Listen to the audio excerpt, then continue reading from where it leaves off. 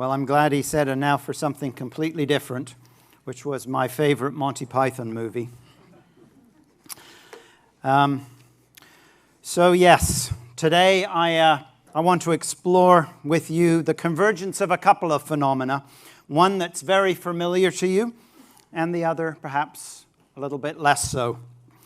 They're like two currents that intersect, and the interaction is likely turbulent and will either capsize or facilitate surfing. Furthermore, if you focus solely on the waves that you know, I think you'll miss the tsunami that lies behind what is quite familiar.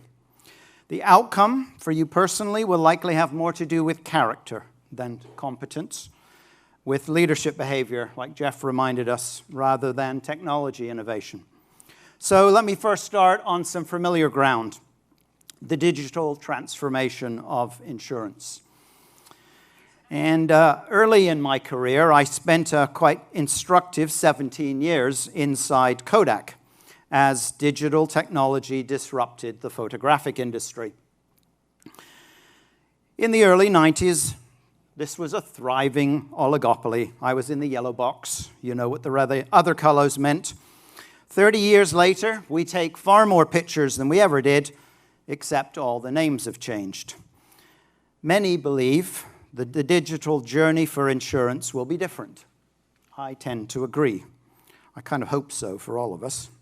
It was a painful journey inside the yellow box. But as I observe this industry's encounter with digital technology, a disruptive but perhaps less explosive series of forces seems to be unleashed against three fundamental failures, just my perspective. First, the protection gap. Secondly, and we've heard a lot about this, a stunning amount of waste. And thirdly, we've heard a little about this, the breakdown of trust in the industry. First, protection gap.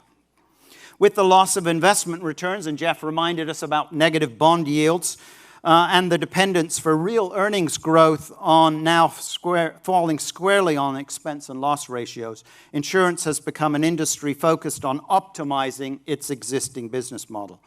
But this is an industry that now lives in an increasingly volatile world as climate change impacts the property market and various litigations may yet disrupt the life market. I just wonder how Bayer's insurance company is doing these days. Yet the insurance industry has been slow to embrace new forms of risk, as we've heard. Cyber, reputational risk, flood as the new wind, etc. So that despite this surplus of insurance capital, as EY estimates, that the insured risk represents less than 10% of the total risk faced by commercial customers. Secondly, waste. We've heard about this. The industry that consumes 20 to 40% of each premium dollar. London market, somewhere closer to 40, but other markets less. Hardly surprising given the complexity of the ecosystem, which, as we've heard, needs to be changed. Data flows in the global P&C industry looks a bit like this. Some 80% of the data used is common, and yet nowhere is that accessible in one place. Worse, it's recreated more often than it's reused. Again, EY suggests that there's been no material improvements in operating efficiencies in aggregate over the last 10 years. So it's no wonder that the global life ROE is down to 3% in 2017 from a slightly more attractive 10% back in 2013. So thirdly, trust. And perhaps the most alarming pattern is the growing erosion of trust by risk holders. It's kind of like when your accountant tells you lies. What's the point? So Edelman, who publishes a well-researched index on trust, suggests that nearly 7 out of 10 respondents say that building trust is the #1 job for CEOs, ahead of high-quality products and services. In financial services, a 5-year rise in trust has now stalled, and trust has declined in 13 out of 28 key markets. Take a look at the markets and take a look at the insurance industry. You don't want to fail in those markets. Most critical in failure is the lack of product and cost transparency, and we're already seeing and heard about innovation in that regard, as well as easily understood terms and conditions. Jeff referred to pages of documents. Most critical, the authors in this study conclude that since technology can only take you so far, and I like this quote too, the most underleveraged resource is human. Likewise, as EY cautions in theirs, think human and digital. We heard that earlier today, not human or digital. So from my little lens, how's the industry responding? Well, pretty creatively, actually. In policyholder experience, in agent experience, in analytics, in underwriting, in claims, and in core operations. Each of these elements is of the historical value chain. Experiences are often being, as we've heard, simplified. Efficiencies unearthed, trust slowly explored. Perhaps in some cases even restored, as we heard a little bit on the claims settlement, for example, from Slice. There's numerous examples, and I'll just mention a few, just because of the wonderful diversity of experimentation. Simplification of the policyholder experience is the focus of lots, including the well-known Lemonade, Hippo, Bamboo. They're all simplifying the consumer experience directly in some way or another. Lemonade's innovation runs a little deeper, I think, and we'll come back to that. I want to come back to that a little later. Agents, as we heard from Jeff, agents are being given more time for customer engagement and able to better resist disintermediation with companies like Ivans, analytics coming from Vertafore, and a single transaction environment from Apulent, and also the work, as we heard from Jeff earlier, from Apollo. The frontier of analytics is moving from more sophisticated models, where I've spent a lot of my time, into the consolidation of high-quality, reusable data. In P&C insurance in particular, the truth about an asset is expanding exponentially with the Internet of Things. And yet data quality is poor and its access to it fragmented. Cape Analytics and Hazard Hub are leveraging the vast pool of geospatial data, for example, for property. And I might say a so far very successful startup with which I'm personally involved is creating the go-to place for data of a particular asset class that we hope will become the platform environment for both risk managers and insurers to engage and transact. So far, our successful funding rounds are indicative of demand for exponential improvements in data access, quality, and usability. In underwriting, as we've heard already, both product innovation and underwriting operations are made more customer relevant and efficient. Companies like Assurant, Trove, they sell ready-made, pre-made products for underwriters. Trove specializing in the gig economy, and we heard from Tim about Slice, who've done particular work in the sharing economy and in new forms of emerging risk coming out of this whole digital marketplace. Claims has always been the key moment of truth, one where you felt like you had a product or you didn't, and the simpler, less expensive, and more reassuring, the better. AI tools are making those payment decisions faster and simpler, and here data insights can reduce fraud and all kinds of things. Again, firms like Cape Analytics, E2Value, Hazard Hub, Data Robot, and many others are using data to simplify that process. Lemonade and Hippo make the claims experience more human and more accessible. And then there's numerous businesses like Vertafore, Apulent, Ivans, etc. They're making intermediation of insurance simpler and easier. But you know all this stuff. Like, this is familiar ground. I'm just watching it happen. You're in the middle of living it. I think there's a much bigger story going on. And it's one that lies at the root of the protection gap, waste and trust. In fact, I'm convinced that this is the real driving force behind the disruptive power of technology. It's being used. Technology is being used to drive something. We're not just in a technology shift. We're in an epochal social disruption that is enabled by technology substitution. I call this shift Telosity. As a small boy, I loved to ask, what would happen if? So what would happen if the very form of organization that has most contributed to what ails our planet should now be tasked with its rehabilitation? What would happen if consumers would only buy products from brands that truly made the world better? What would happen if tens of thousands of newly minted engineers, perhaps even potential insurance industry recruits, should declare that their first recruitment priority was meaningful work, work that served others?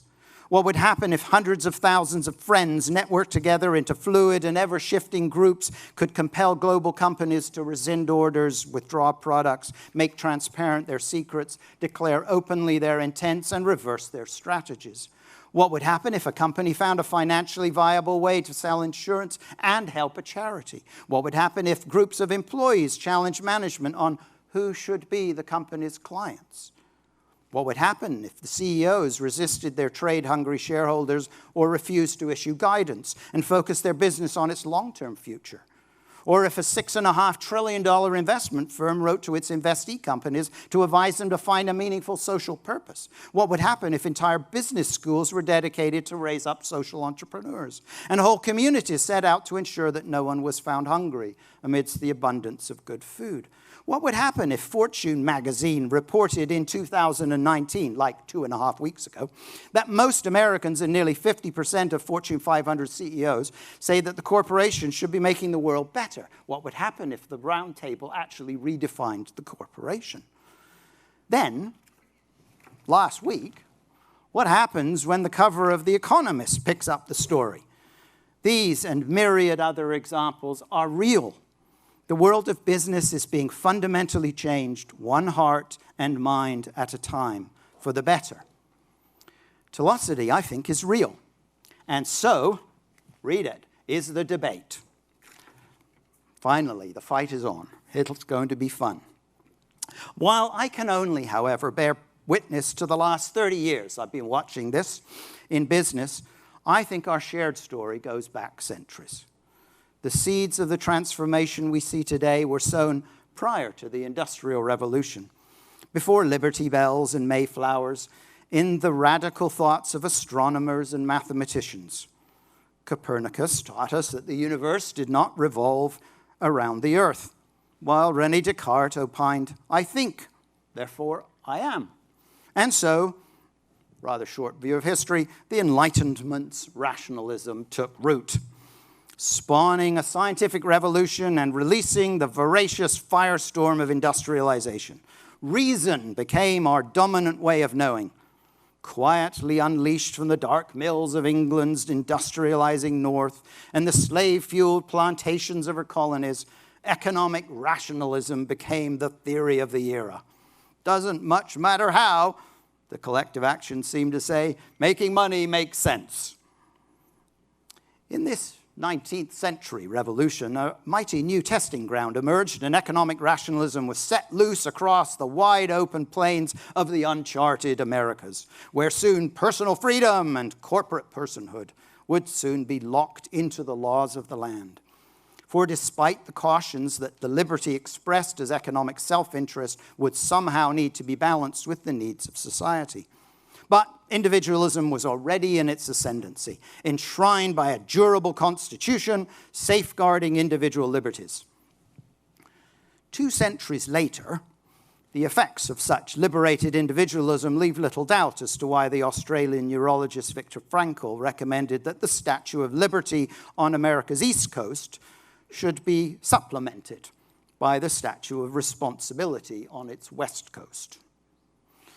In this wildly creative miasma with all the rights of personal freedom and liberty, the modern corporation was forged with, as the U.S. Supreme Court dictated in 1821, all the rights and freedoms of the person.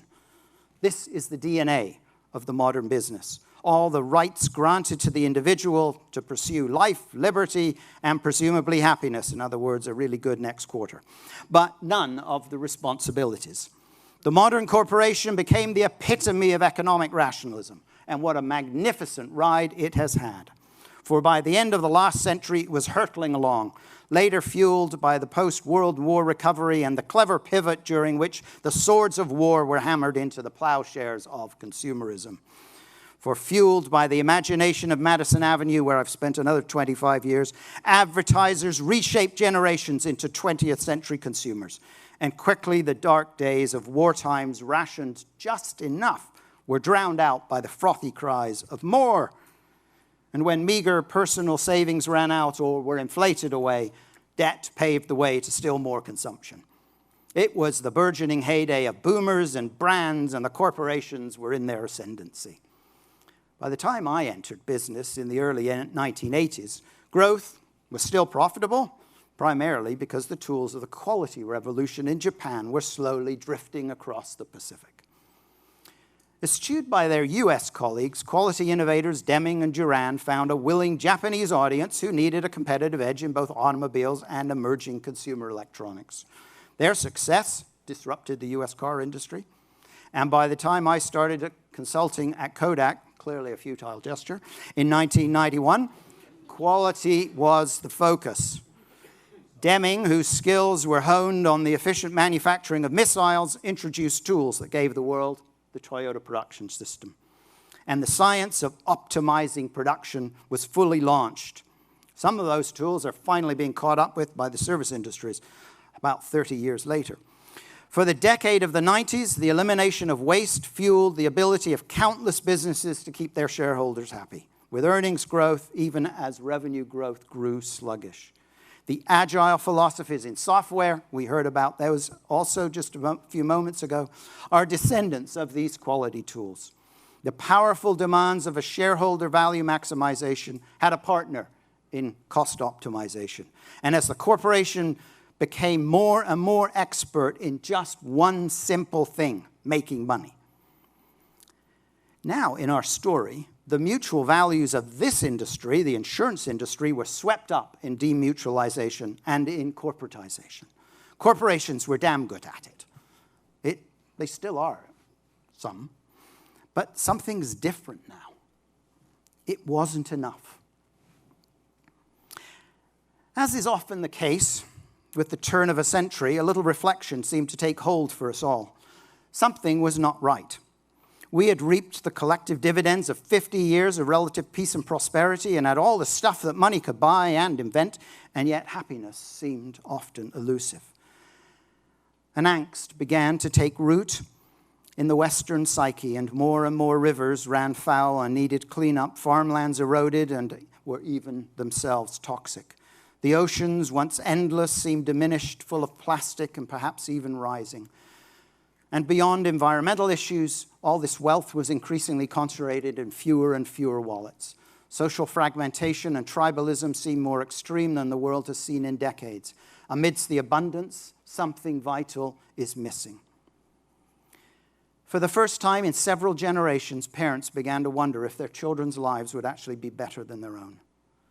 Boomers started to doubt the wisdom of choices made earlier on, while millennials, as many of us who hire them know, sought to remove all doubts about the foolishness of their parents' generation as the mountain of debt continued to rise to fuel the spiraling party of consumption.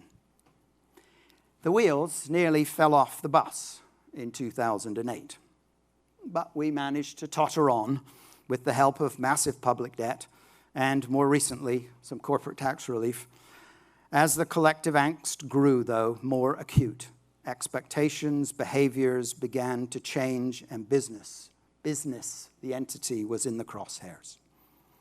In his book, I Spend, Therefore I Am, management professor Philip Roscoe concludes his critique of economic rationalism.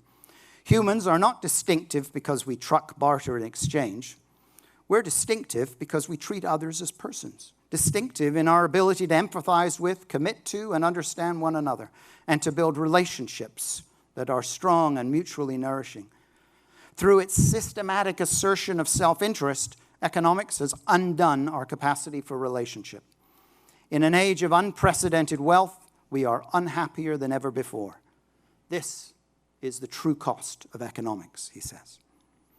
For ultimately, the person that always resided within the constitutional shell called the individual has begun to once again declare what we all intuitively know, and that is that there is much more to being truly human than economic rationalism can ever deliver.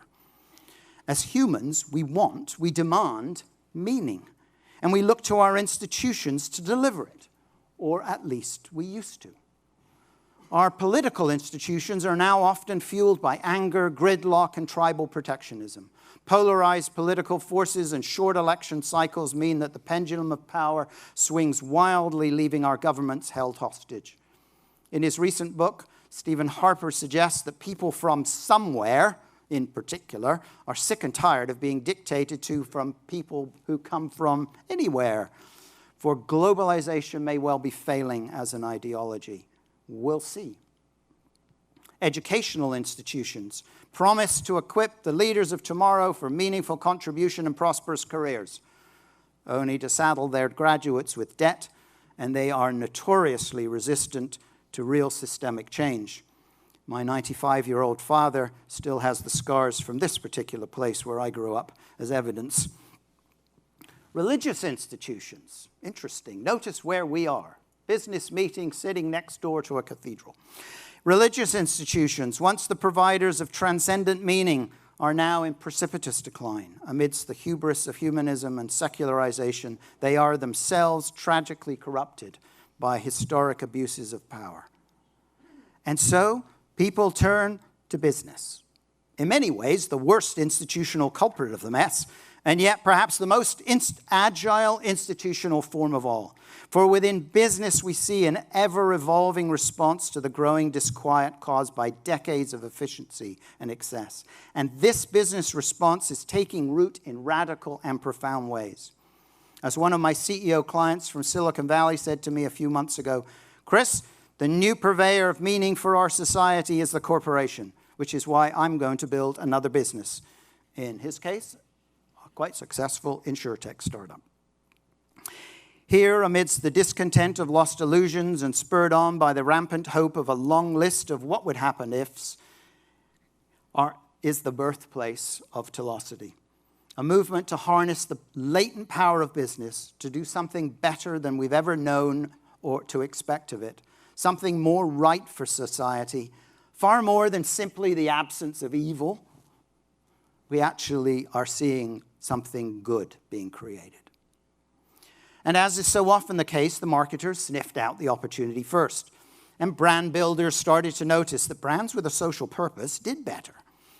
The brand as a powerful and valuable asset is a relatively new phenomena, but it springs from that most basic human element, the need for a sense of identity, that is then reflected also in the culture of a company. Who am I? What am I for? We all ask these kinds of questions, and now companies too must answer them.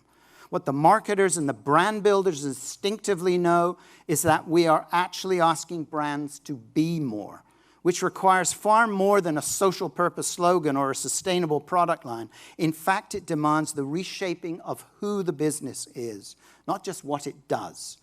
There's no kudos in purpose washing. It might be money, but there's certainly no integrity. At the same time that people began to demand sustainable products and brands that delivered meaningful social purpose, employees demanded meaningful work. We heard about that. Work that offered more than the mere transaction of employment and which made a difference in the world. Daniel Pink, in his book Drive, reminds us that we want mastery, we want autonomy, but we also want meaning in our work. And for human beings, the most meaningful work always involves doing something for somebody else.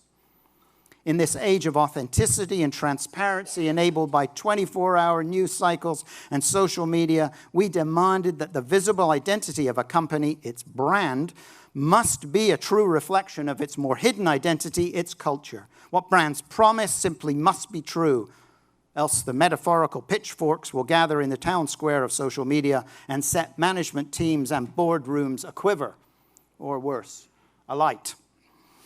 What is it that truly enables coherence and consistency of brand and culture? It's the fundamental cornerstone of any organization. Its purpose. Why does it exist? In his almost mischievous book, sadly long since out of print, John Argenti provocatively asks us, "Your organization, what's it for?"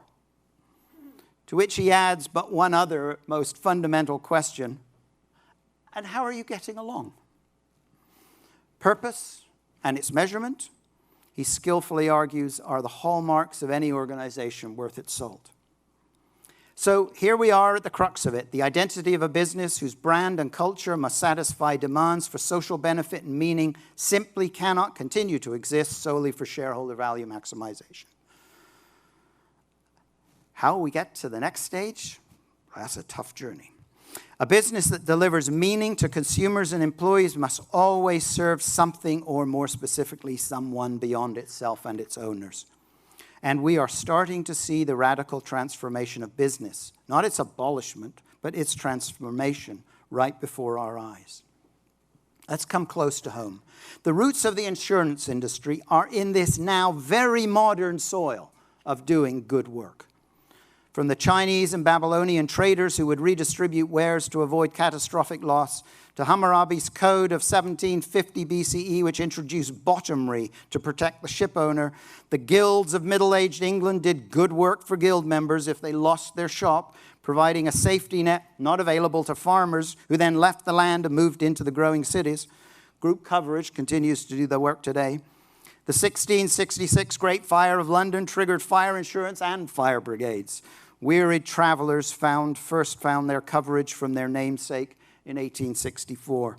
And at the heart of the insurance industry, DNA is this socialized community, the many doing good for the unfortunate few.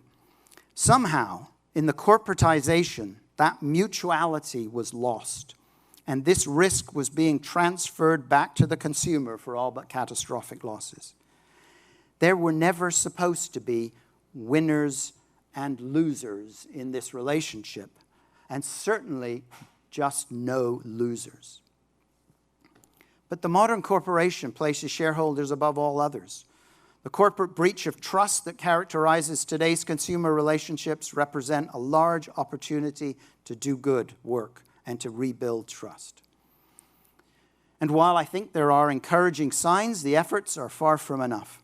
The authors of a recent paper, Billions to Trillions, suggest that our collective mission-focused efforts are woefully inadequate to create impact at scale. And I suspect the same can be said of the transformative efforts in this industry to recover its own social good. The widening protection gap is just one piece of evidence. Lemonades tapped into the demand for social benefit by sharing the underwriting profit with charities of the consumer's choosing, while at the same time shedding loss ratio points on each successive quarter. This mirrors the experience of another innovator who are enrolling consumers to monetize their data. 100X found that consumers were more inclined to participate if the economic benefit was assigned to a charity rather than to their own pocket. So what will it take in the end? Well, all change happens at a very personal level. It's what I do. It's what you do that matters the most. It's our most powerful lever of all, our own choices. The recovery of the immeasurably important social mission of insurance will require leaders, I think, with particular qualities. The demographic cliff we heard about earlier, faced by the leadership of this industry, demands that we attract and recruit leaders to launch careers on a shrinking island. 4%. What a great number. Thanks, Jeff. Yet a huge opportunity to lead an industry will require that we're going to have to rock this boat. And that might seem risky for a generation approaching retirement. I know how much I want to upset my investment apple cart right now, which is not much, thanks. I've made it. No, I haven't. It's time to keep working. This is a personal challenge for incumbent leadership. And as I work with and walk with leaders in this industry at this time, whether in carriers, intermediaries, or disruptors, I'm looking at 4 qualities as being essential: courage, creativity, humility, and perseverance. Courage, because it's still easier to carve out a successful career in this industry by simply seeking to optimize the existing business model. Compensation and status are still more closely associated with incumbency than with disruption. Creativity, because we don't yet have sufficiently efficient and economically viable business models to respond to the huge opportunity space created by macro forces such as climate change and populism. And while it's easy to argue social impact as a means of traditional profit maximization, it's much more challenging and requires much more creativity to find new economic models that can deliver the essential good at scale and at the same time be economically sustainable. Humility, because the pools of waste and economic opportunity are so large that personal self-aggrandizement and wealth creation at the expense of really closing the protection gap from which the social benefit derives demands a humility of spirit and a willingness to set an example of enough rather than simply more for personal wealth creation. This same spirit of humility will be required to unlearn the existing value chain and embrace both new technologies and new skills, creating work cultures that are more heterogeneous and more innovative. Furthermore, we're going to need far more mission-centric communities than organization-centric businesses. It is much easier to be proudly competitive than humbly collaborative. Dominant and well-entrenched industries that have been personally profitable for several generations do not yield to change quickly, and much perseverance will be required. More mistakes than successes are likely, and the next decade in this industry will not be for the faint of heart. So, such courageous, creative, humble, and persistent leaders will need to build or transform the businesses they lead by unearthing and choosing to live out a simple but compelling purpose. They will need to shape the identity of a company that can honestly create an experience for others, a brand experience for its customers and its other stakeholders alike, that derives from a real and attractive organization culture. These healthy human companies are why business offers the world a chance to create both meaning in work and benefit to all. It's not often that the convergence of an urgent need for both meaning from employees and consumers and for transformation come together in one industry at the same time. The insurance industry has got it all. As a leader, I hope you're personally ready for the immense opportunity and the personal risk of this challenge. It's certain that some of you are and are stepping forward. Whether you're one, that's up to you to choose. My hope and encouragement is that you choose well. If you would like to explore this some more, for those of you who know anything about the publishing industry, there's no money in it. So I give away books because there's no point in trying to generate revenue. So you're welcome to a book. This is the product of about 10 years of kind of musing and reflection, and we put the writing together. And I've been helped by a couple of young men who are building the next service industry for the next generation in the ways that I've had the opportunity to do in my generation. And my colleagues, Dan and Julian, are both here today, and we're trying to help this industry in ways, whatever ways we can, to embrace these enormous opportunity. Thank you so very much.